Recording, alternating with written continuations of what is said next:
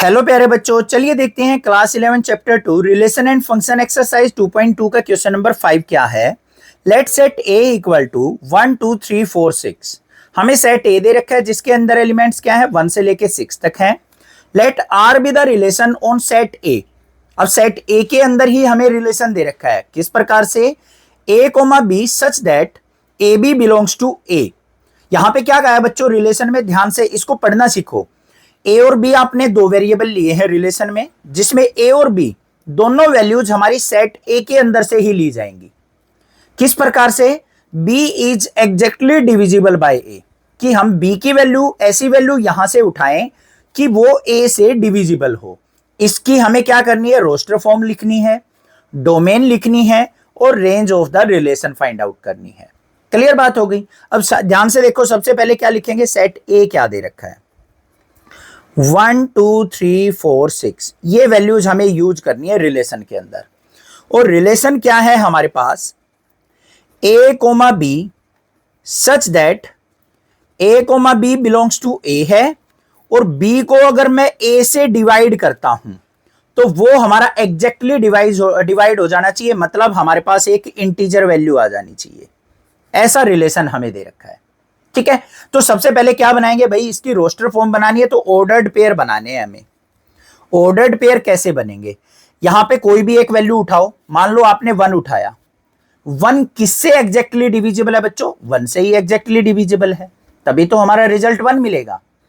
क्या अगर मैं 1 को 2 से डिवाइड करता हूं तो मेरे पास इंटीजर वैल्यू आ रही है, नहीं आ रही है, तो ये हमारा रिलेशन नहीं हो सकता।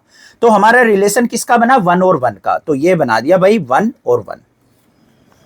फिर दूसरा रिलेशन देखते हैं, अगर मैं 2 को 1 से डिवाइड करता हूं, क्या कहा मैंने, 2 को 1 से डिवाइड, मतलब b की वैल्यू हम 2 लेते हैं, a की वैल्यू 1 लेते हैं, तो डिवाइड हो जाता है। तो यहां पे 1 और 2 का रिलेशन बन गया, ठीक है। 2 और 1 मत लिखना, ध्यान से देखो, b की वैल्यू हमें क्या लेनी है, ऐसी वैल्यू लेनी है जो a से डिविजिबल हो, एग्जैक्टली डिविजिबल। तो b की वैल्यू 2, a की वैल्यू 1। ऐसे ही फिर किसका बन जाएगा, 1 और 3 का बन रहा है, फिर 1 और 4 का बन रहा है, फिर 1 और 6 का बन रहा है। 1 के साथ तो ये बन गए हमारे ऑर्डर्ड पेयर। अब इससे आगे देखते हैं क्या बनेगा, फिर 2 का देखते हैं। 2 किस किस को डिवाइड कर रहा है, 4 को और 6 को। तो अगर मैं b की वैल्यू 4 और 6 लेता हूं तो वो 2 से डिवाइड हो सकता है। एक तो 2 और 2 का बन गया भाई, एक 2 और 4 का बन गया, एक 2 और 6 का बन गया, ये बन के तैयार हो गई। उसके बाद हम किसकी ले सकते हैं, 3 का 3 के साथ भी बन रहा है और 3 का 6 के साथ भी बन रहा है, क्योंकि 6 को 3 एग्जैक्टली डिवाइड कर देगा।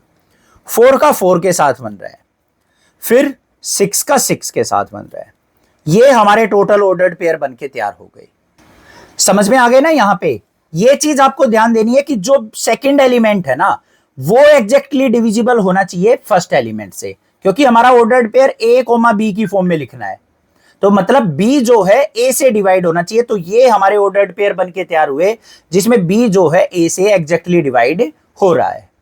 ये हो गई हमारी roster form, first part clear हो गया। सेकेंड पार्ट के अंदर हमें क्या लिखना है बच्चों, डोमेन लिखनी है इस रिलेशन की।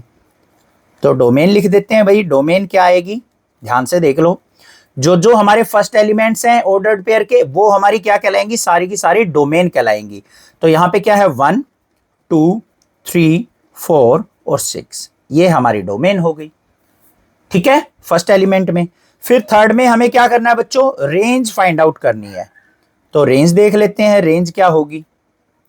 रेंज के अंदर क्या होता है, सेकेंड एलिमेंट 1 2 3 4 6, 1 2 3 4 6, इसके सिवा तो कोई और एलिमेंट नहीं है ना सेकंड, जो रिजल्ट हमें मिला हो।